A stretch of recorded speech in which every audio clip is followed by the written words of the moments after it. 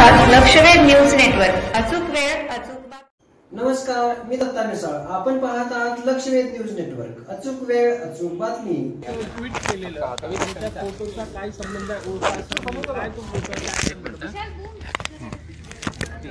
असं आहे.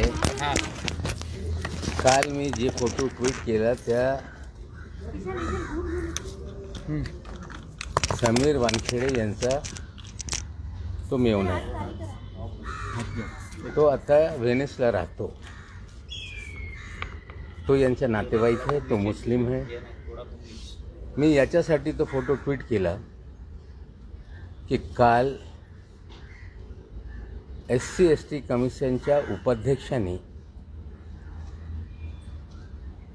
एक मीडियाशी संवाद साधताना सांगितला की वानखेडेंनी कधी धर्म परिवर्तन केलं नाही. मी आज माझ्या बोलण्यावर ठाम आहे की वानखेडे जन्मानी मुस्लिम आहे. त्यांचे कुटुंबियांचे सगळे लोक मुस्लिम होते. बोगस दाखल्यावर ही नोकरी घेण्यात आली आणि जेव्हा यांनी मीडियाचं सगळं म्हणजे फिल्म इंडस्ट्रीच्या लोकांना एअरपोर्टवर अडवणे, मग त्याचं नाव हळूहळू समोर येऊ लागलं. मग 2015 पासून या लोकांनी आयडेंटिटी लपवली. म्हणजे फेसबुक पेजवर प्रोफाईलवर ज्यांची नावं दाऊद वानखेडे होती त्यांनी हळूहळू DK वानखेडे लिहायला सुरुवात केली. त्यानंतर तो जुना नाव जे जन्मानी त्यांचा होता ध्यानदेव लिहायची सुरुवात झाली. मग आता इतका नाव पुढे येते.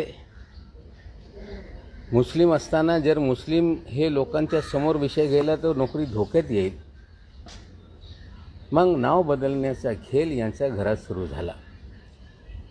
यास्मिनच्या जॅस्मिन करून टाकलं आणि दाऊदच्या पुन्हा ज्ञानदेव झाला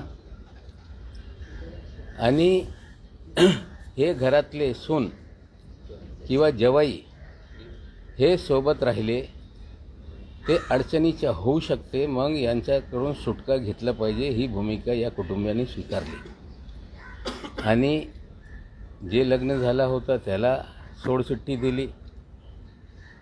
यांच्या मेवण्याला पण सोडसुट्टी देण्यात आला आणि आजच्या घडीला तो युरोपमध्ये व्हेनिस किंवा इतर कुठल्या शहरात आहे.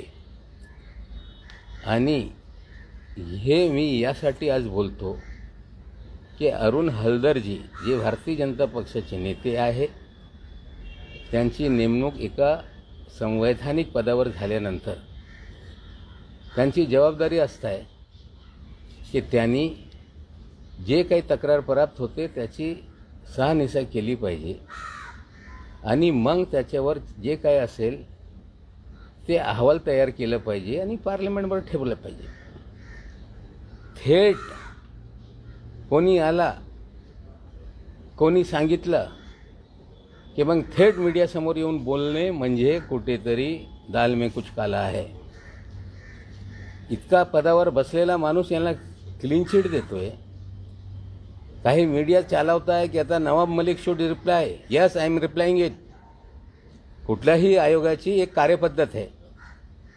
जे काही कागदपत्र मिळाल्यानंतर त्याची शहानिशा केली पाहिजे.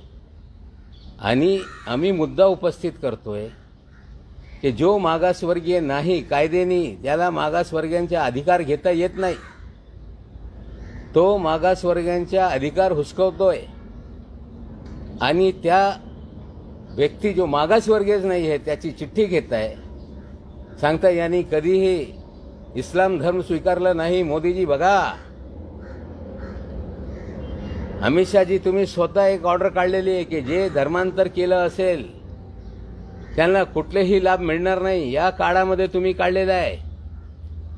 भाजपचं सरकार असताना महाराष्ट्रामध्ये हे GR करण्यात आलेलं आहे आणि 1950 साली जे प्रेसिडेन्शियल ऑर्डर निघाली होती त्याच्यात सर्व धर्मीय लोकांना सूट देण्यात आलेली आहे आणि इस्लाम आणि ख्रिश्चन धर्म स्वीकारल्यानंतर तो आपल्या जातीतून बाहेर पडेल, त्याला कुठलीही सुविधा मिळत नाही. म्हणजे फर्जीवाडा करून नोकऱ्या घेताय, फर्जीवाडा करताय आणि असे लोकांना प्रोटेक्शन देण्याचं काम सुरू आहे. आम्हाला वाटते की हलदरजी एका पदावर गेल्यानंतर त्याची मर्यादा जपून ठेवली पाहिजे. हलदर कोण, नवाब मलिक कोण हा विषय नाही. तुम्ही ज्या विषयावर बसलेले आहोत त्या पदाची गरिमा ठेवा, इतकंच मी आपल्याला विनंती करतोय. मैं हिंदी में जानना चाहेंगे, आपने एक ट्वीट किया. प्रकरणात जर तक्रार आली तर आम्ही या संपूर्ण प्रकरणाची चौकशी करू. तुम्ही तक्रार करणार आहात काय बाबा? बघा, असं आहे, मी स्वतः हे सगळे विषय सामाजिक न्याय विभागाशी निगडीत आहे. मी माझे पत्रांनी तक्रार करणार आहे, पण मी एकटाच करणार नाही. बरेचसे लोक पोलीस स्टेशनमध्ये पण जात आहे, तक्रार निश्चित रूपाने होणार आहे. आमचं म्हणणं आहे की आमच्या बोलण्याला तुम्ही सत्य गृहीत धरून कुठल्याही निकषवर जाऊ नका. जी जात पडताळणी समिती आहे, एका कालमर्यादेत या विषय जो गंभीर है, एका गरीब मागासवर्गीयांचा हक हुसकून हे अधिकारी झालेले, आज जर हे फर्जी सर्टिफिकेटच्या आधारावर यांना नोकरी मिळाली नसती तो होतकरू एक गरीब दलित पोरगा किंवा पोरगी ती या पदावर बसली असते. आता तक्रार निश्चित रूपाने मी करणार आहे. अन्य काही असे पुरावे सादर करणार आहात का? काही पुरावे मांडणार आहात का? कल अरुण हलदर जी ने मीडिया से संबोधन करते समय ये कहा कि समीर वानखेड़े ने कोई धर्म परिवर्तन नहीं किया. हमें लगता है हलदर जी, आप एक संवैधानिक पद पे बैठे हैं, उसकी गरिमा रखिए. आयोग की कार्यप्रणाली है, कोई चिट्ठी कोई दे तो उसको कहीं ना कहीं जांच करना जरूरी हो जाता है. प्रक्रिया पूरी करके लोगों को सम्मन किया जा सकता है. मुझे उन्हें सिविल कोर्ट के राइट है, वो लोगों को बुलाकर जानकारी हासिल कर सकते हैं, उसकी एक विस्तृत रिपोर्ट तैयार करके पार्लियामेंट में रख सकते हैं, सिफारिश कर सकते हैं कि ये आप सरकार करे.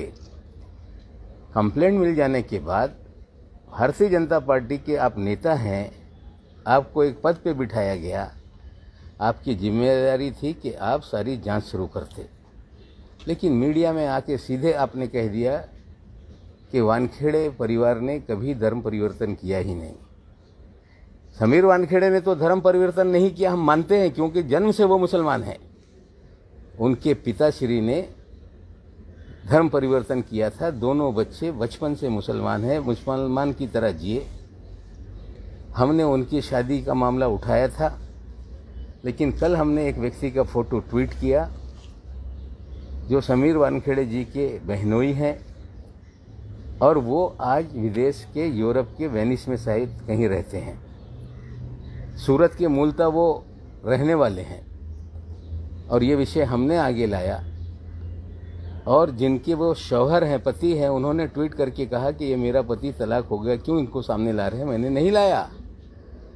अगर आपका आयोग सर्टिफाई करेगा तो हमें भी जो अधिकार हैं उस अधिकार के तहत हम महाराष्ट्र सरकार के सामाजिक न्याय मंत्री को कंप्लेंट करेंगे, स्क्रूटनी कमेटी को लिखेंगे, और मैं अकेला नहीं, बहुत सारे लोग इस कंप्लेंट को आगे ले जा रहे हैं. पुलिस में कंप्लेंट हो रही है.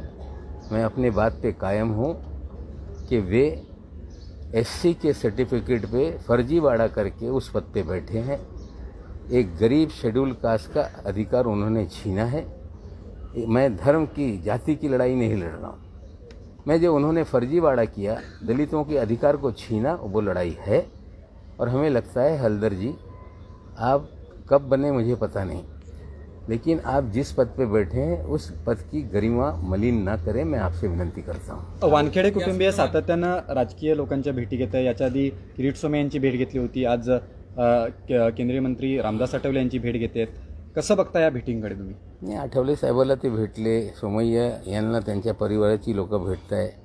आठवले साहेबांना आधी समीर वानखेडे स्वतः भेटलं, आधी काही मागासवर्गीयांचे नेत्यांना तो भेटला.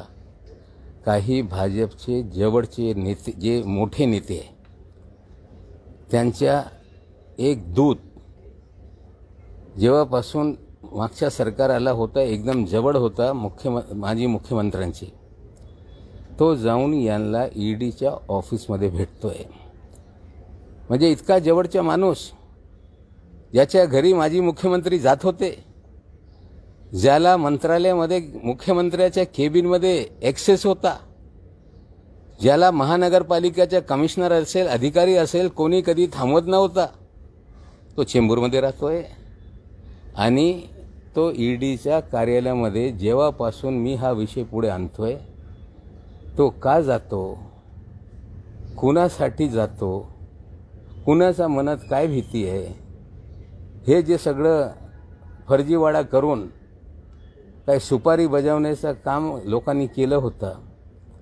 मग या चेंबूरच्या ग्रस्ताच्या माध्यमातून काय चाललेलं आहे, म्हणजे हा चेंबूरमध्ये राहणारा ग्रस्त कधी जातो, कशासाठी जातो, हे मला माहिती मिळते. आतले अधिकारी सांगताय की बाबा चेंबूरवाला इथे येतो, यांच्या केबिनमध्ये बसतो, काय यांच्या तासभर चर्चा होते. अरे जर तुम्हाला इतकंच प्रेम या व्यक्तीवर असेल तर उघडपणे त्याला भेटा. दूतच्या माध्यमातून कशाला भेटताय? मला हे स्पष्टपणे सांगायचं आहे की संपूर्ण भाजपा यांच्या काहीतरी गोड बंगाल हे या महाराष्ट्राच्या नेत्यांच्या, त्यांच्या मनात पण दुगदुगी सुरू आहे असं मला वाटते. चेंबूरचा व्यक्ती भाजपशी संलग्नित आहे का? केलेला आहे आणि मागच्या काही प्रकरण आहेत त्या संदर्भामध्ये ट्विट करून चौकशीची मागणी केली आहे. खास करून सीबीआय मध्ये हे प्रकरण रजिस्टर आहे असं त्यांचं म्हणणं आहे. फराज मलिक यांच्यासोबत बाबाची ते प्रकरण आहे. तो जे सांगताय मी स्पष्टपणे सांगतोय, आम्ही कुर्ल्यात राहतो. टचवूड नावाच्या एक कंपनी, ज्याच्यात माझा मुलगा 20% भागीदार होता. मला वाटते 2001 किंवा 2 साली आम्ही एक जागा कुर्ल्यात खरेदी केली होती.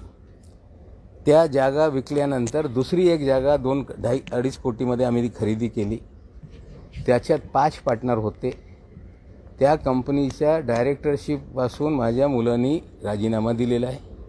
आणि जे 13.5 कोटी सायफन झाले असा आरोप करताय. गुंडे, तू किती चोर आहे, कोणाचे पैसे कुठे लपवतो, तुझंच सरकार आहे. अरे गुंडेजी, मी तुम्हाला बोलू इच्छितो की त्या कंपनीमध्ये या मोहित कंबोजचा नातेवाईक पण डायरेक्टर होता. त्यांनी कुठून पैसे आणले आणि त्याच कंपनीमधून स्वतः पैसे स्वतःच्या अकाउंटमध्ये घेऊन गेले, याची इन्क्वायरी सीबीआयने केलेली आहे, ईडीने केलेली आहे. आणि आमचे सगळे अकाउंट त्या काळामध्ये गुपचूप सगळ्यांनी तपासलेलं आहे. आम्ही एक दमडा कधीही कोणाचं घेतलं नाही. पण ती जागा मी घेतली होती म्हणजे माझ्या फराजनी, त्या देवेंद्रनी त्या जागेवर आरक्षण टाकला. शेजारी माझी जागा आहे. यूडीमध्ये जेव्हा आरक्षण पडत होते देवेंद्रजी, त्या काळामध्ये मी बोलत असताना नवाब मलिकला काय त्रास देता येईल, सगळे जागेवर आरक्षण घालण्याचं काम केला. त्यांना अजून कळत नाही की माझ्यावर आरोप करताय. मी जितका इन्क्वायरी करायचा आहे संपूर्ण कुटुंबाचा करा. आम्ही एकही फर्जीवाडा, एकही कुणाचा पैसा, जे प्रकरणाच्या 13.5 कोटीचा मोहित कंबोज बोलतोय तो मनुभाई आगीचा नावाचा ग्रस्त आहे आणि तो नातेवाईक आहे मोहित कंबोजचा. अरे तू चोर, तुझे नातेवाईक चोर आणि चोरांचा खापर माझा अंगावर फोडताय. माझा स्पष्ट आरोप आहे. हे कुठेतरी चौकशी आधी पण झालेली आहे. मनु आगीच्या यांच्यावर कारवाई झाली. आमच्या त्याच्याशी काही घेणं देणं नाही. माझ्या कुटुंबियांचा pan number, dean number social मीडियावर पसरवताय. आमच्याकडे जे संपत्ती आहे त्या सगळ्या संपत्तीच्या बाबतीत इन्कम टॅक्समध्ये कसं कमाई केलं, कधी खरेदी केलं आणि ते सगळं आमच्या बॅलन्स शीटवर माझी जबाबदारी आहे. पण माझ्या कुटुंबातले लोकांची नाव घेत आहे. They are independent. पण त्यांनी पण कुठलाही फर्जीवाडा केला नाही. माझे बहीणचं काहीतरी नाव लिहून त्याचा इन्कम टॅक्स नंबर दाखवताय, मुलींचा दाखवताय. आहे ना सरकार तुमचा? बेनामी पद्धतीने निनावी नावाने कोणीतरी हे सगळी माहिती पाठवली. हो, काय निनावी देवा, इतका बळा तुमच्याकडे पसारा आहे. Income tax, ED, CBI. तुम्ही गेली 7 वर्ष नवाब मलिकच्या बाबतीत खोदताच आहे. आमच्या बँकेत कधी ईमेल येत आहे हे आम्हाला पण माहीत आहे. ईमेल उघडून ते दाखवू शकत नाही, पण प्रत्येक बँकेत कुठे ना कुठे लोक असताय, स्क्रीनशॉट मारताय आणि मोबाईलवरून आणून दाखवताय, साहेब बघा या ईडीच्या माहितीसाठी आलेलं आहे. तुम डाल मैं पात. उनको समजना पडेगा की नवाब मलिक कुणाचा बापाला घाबरत नाही. आता किरीट सोमय्याजींनी जे ट्विट केलेलं आहे, 3 मंत्री आणि 3 जावई यांचा आता अधिवेशनामध्ये पूर्ण भांडाफोड होणार. अरे मी करणार आहे. असा भांडाफोड होईल की भाजप या महाराष्ट्रामध्ये तोंड दाखवण्यासाठी कुठेही फिरू शकणार नाही. ते आम्हाला काय धमकी देत आहे, पोकळ धमकीला आम्ही घाबरत नाही. मी विधानसभेमध्ये जो प्रकरण आणणार आहे ते समोर आल्यानंतर भाजपच्या कार्यकर्ता जनतेसमोर जाऊ शकणार नाही. मी आज पुन्हा सांगतोय. तुम्ही काही दिवसांपूर्वी असं म्हटलं होतात की पिक्चर अभी बाकी आहे, पिक्चर चालू झाला म्हणायचं का? हो, पिक्चर तर सुरूच आहे. इंटरव्हल झाला. जो आर्यन खानला तुरुंगात घेऊन जात होता ईडीच्या ऑफिसमध्ये कस्टडीमध्ये, तो आता कस्टडीमध्ये आहे. जे आर्यनला सांगत होते किंवा इतर निष्पाप लोकांना सांगत होते बेल देऊ नका, ते इतके घाबरलेले आहे की आगामी काळामध्ये त्यांचं काय होईल ते धाकधुकी त्यांची का सुरू झालेली आहे. म्हणजे सिक्वेन्स बदललेली आहे. ज्यांना लोक आरोपी सांगत होते आता ते आरोपीच्या पिंजऱ्यातून बाहेर दिसत आहे, आणि जे आरोप लावत होते ते आरोपीच्या पिंजऱ्यात उभे झालेले आहे. निश्चित रूपाने या सिनेमाचा भाग बदललेला आहे आणि निश्चित रूपाने याचा अंत तर होणार आहे आणि शेवटपर्यंत घेऊन जाईपर्यंत मी थांबणार नाही. जास्मिन वानखडे यांनी तुमच्या विरोधात काल आंबोली पोलीस स्टेशनमध्ये तक्रार केली की त्यांच्या अरे किती लोक करताय, कोण भारती करतो की कम्मूज मला माहीत नाही. सांगताय मला धमक्या येत आहे. अरे यांना धमकी कोण देते तपास करा ना. जर यांना धमक्या येत असेल तर ज्यांनी धमकी दिलेली आहे यांच्यावर कारवाई झाली पाहिजे. पण मला हुड्डा नावाचा माणूस राजस्थानमध्ये कोण धमकी देतो, त्याचं काय आहे याचं उत्तर भाजपवाल्यांनी दिले पाहिजे. भाई हिंदी में जानना चाहूँगा, आपने कहा कि मेरी इंक्वायरी करें, मेरे घर वालों की इंक्वायरी करें, मैं किसी से डरता नहीं, क्या कहना चाहते हैं? देखिए, जिस तरह से कुछ लोग ये कह रहे हैं कि इन्होंने कुछ पैसे बैंक में डुबाए, मैं स्पष्ट रूप से कहता हूं कि हमारे जो भी संपत्ति इस शहर में मेरी है वो मेरे नाम से है. बच्चे कारोबार करते हैं उनके नाम से है. बहन डॉक्टर है, MBBS, diploma, MD, DNB, LLB doctor है, कारपोरेशन में नगर सेवक है, दिन भर सुबह से शाम तक दोपहर तक ऑपरेशन करती है, वो अपना कमाती है. एक बिटिया मेरी आर्किटेक्ट है, वो अपना कारोबार करती है. एक बिटिया फैशन डिज़ाइनर है, वो अपना कारोबार करती है. मेरे भाई हैं, वो अपना कारोबार करते हैं. लेकिन किसी ने ही कभी भी कोई घोटालेबाजी नहीं की है. घोटाले का आरोप मुझ पे लगा रहे हैं. मुझे लगता है कि कुर्ला में एक ज़मीन हमारे लड़के ने खरीदी थी शायद 2002 में. उसमें वो ज़मीन बेचकर दूसरी ज़मीन खरीदी गई और उस ज़मीन पर देवेंद्र फडणवीस मुख्यमंत्री रहते हुए उन्होंने रिजर्वेशन डाल दिया. वो डेवलप नहीं हो पा रही है. उसमें हमारा लड़का अभी डायरेक्टर नहीं है, लेकिन 20% कुर्ला में 700 मीटर जगह है, उसमें वो हिस्सेदार है. उसमें जो एक मनु भाई अगीचा नाम के व्यक्ति हैं, उनका पारिवारिक कुछ झगड़ा हो रहा है, शायद कंबोज के भी वो रिश्तेदार हैं. उन्होंने किसी अकाउंट से जो इसके सिग्नेचरी थे उसमें कुछ पैसे लिए और फिर अपने अकाउंट में ले गए. हमें लगता है इस विषय की जांच अलग अलग विभागों ने की है और उस समय भी हमारे लड़के का अकाउंट लोगों ने चेक किया है. हमने कभी कोई भी फर्जी तरीके से किसी का पैसा अपने पास लाया नहीं, कोई बैंक का पैसा लाया नहीं. और जांच कभी भी हो सकती है. जांच बीजेपी के रहते हुए भी हुई है, आज भी वो कर ले. उससे हमारा लेना देना नहीं। शायद मोहित कंबोज के भी रिश्तेदार हैं जो मोड ऑफ एप्रेंटी दिखा रहे हैं। कंबोज ने भी इसी तरह की मोड ऑफ एप्रेंटी दिखाई है, इसलिए उनको ज़्यादा जानकारी है। और मैं स्पष्ट रूप से कहता हूँ कि नीरज गुंडे जो हाई प्रोफाइल पिछली सरकार का दलाल रहा है, वो दलाल मुझ पे आरोप लगा रहा है। जिसके घर पे मुख्यमंत्री आकर बैठते थे, उस दलाल को मुख्यमंत्री के कार्यालय में एक्सेस था। वो दलाल वर्षा में घूमता था, वो दलाल हर सेक्रेटरी के कार्यालय में जाता था, वो दलाल कारपोरेशन में जाता था। रश्मि शुक्ला के मामले में भी वही दलाल शोर मचा रहा था। वही दलाल आज मैं दावे से कहता हूं कि ईडी के कार्यालय में भी जाता है। समीर वानखेड़े से संपर्क बनाए हुए है। कौन सा ऐसा डर है जो इस राज्य के नेताओं को सता रहा है? क्यों वो जाते हैं?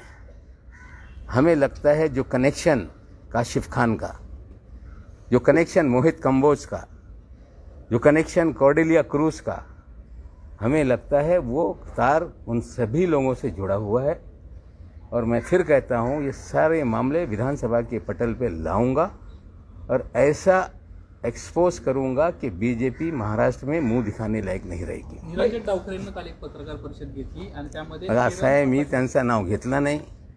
जर तो दुसरा केपी गोसावी असेल तर इतका का घाबरले ते? आता ते पण आमची लोक पण बघताय. नाम का खेल याच्यात सगळं जास्त आहे. नाम का खेल ही केस में है. दाऊद वानखेड़े के ज्ञानदेव वानखेड़े, जैस्मिन के यास्मीन, काशिफ खान के काशिफ मलिक खान. नाम का खेल भी इस सिनेमा में बहुत बड़ा है और हमें लगता है नाम बदलने से वो मैं नहीं तो मी नवे हे सांगून चालणार नाही. भाई समीर वानखेड़े की फैमिली पॉलिटिकल नेताओं से मिल रही है आज? नहीं, बिल्कुल मिले, नेताओं से मिले, सबसे मिले, उनका अधिकार है. जिस समय ये पता उन्हें चला, ये जो सर्टिफिकेट का मामला है इसी से सारा मामला शुरू हुआ है. जब मेरे बयान आए तो कुछ क्राइम रिपोर्टर ने आकर मुझे कहा कि वानखेड़े साहब आपसे नाराज हैं. मैंने कहा कि क्यों नाराज है भाई? बोले कि इसके नतीजे गंभीर होंगे. मैंने कहा अधिकारी की इतनी हिम्मत हो गई, उन्हें बता दो कि उनका पूरा शिजरा, उनकी माँ कौन थी, बाप कौन थे, क्या है, कहाँ रहते हैं, क्या करते हैं, जाली सर्टिफिकेट पे नौकरी ली है. अगर ज़्यादा उनको समझ में आ रहा है तो मैं ये सारा मामला प्रेस को बताता हूँ. उसके बाद ही हमारे दामाद को पकड़ा गया, 8.5 महीने जेल रखे गए ताकि नवाब मलिक कभी बंडा फोड़ करे तो उसकी बातों को लोग गंभीरता से ना लें. शुरुआत में दामाद को लेकर शोर मचाया गया. हमें लगता है इससे पहले भी वो आठवले साहब से मिले थे, इससे पहले भी कई दलित नेताओं से मिले. आठवले साहब उनके साथ खड़े हैं. अगर दलितों का कोई हक छीन ले और नेता उनके साथ खड़े रहे, हमें लगता है इससे दुर्भाग्यपूर्ण हो नहीं सकता. कोई नेताओं से मिले, सबसे मिले, उनका अधिकार है. लेकिन एक और बात कहता हूँ कि जब मैंने ये शुरुआत की, कई लोग मुझे, मेरे जानने वाले आकर बोल रहे थे कि आप रुक जाइए, शाहरुख खान को बताया जा रहा है कि तुम्हारे बोलने की वजह से तुम्हारा लड़का फंसते जा रहा है. जिम्मेदार लोग भी बोले, मेरे नज़दीक के लोग भी बोले. उसे डराया गया कि नवाब मलिक को रोका जाए. जिम्मेदारी से कह रहा हूँ, मेरा एक वकील है लड़का, कुछ वकील उसको भी अलग अलग तरीके से उसका दिमागी तौर पे ब्रेन वॉश कर रहे थे. वो भी घर में आके पूरी तरह से डिसमूड था. अपनी माँ को कहता था, मुझे कहता था कि डैडी बस करो, मत करो. दूसरे लड़के को डराया गया, वो भी प्रेशर में था. लेकिन उन्हें पता नहीं कि डराने से कोई व्यक्ति डरता नहीं. कुछ लोग ये कह रहे थे कि ड्रग का मामला बहुत बड़ा होता है, इसमें बड़े पैसे इन्वॉल्व होते हैं, गुंडे इन्वॉल्व होते हैं, आपकी जान जा सकती है. प्रयास तो हुआ मेरी जबान बंद करने का, लेकिन मैंने पहले भी कहा था कि हम इसे लॉजिकल एंड तक ले जाएंगे. जो जिसको करना है वो करे. कोई ये कहता होगा कि नवाब मलिक को मार देंगे, मेरा पूरा विश्वास है जिस दिन मरना है मैं मरूंगा. और लोगों को कहना चाहती हूँ जो इस तरह की बातें करते हैं कि मर गए मारने वाले. सुशांत सिंग राजपूतच्या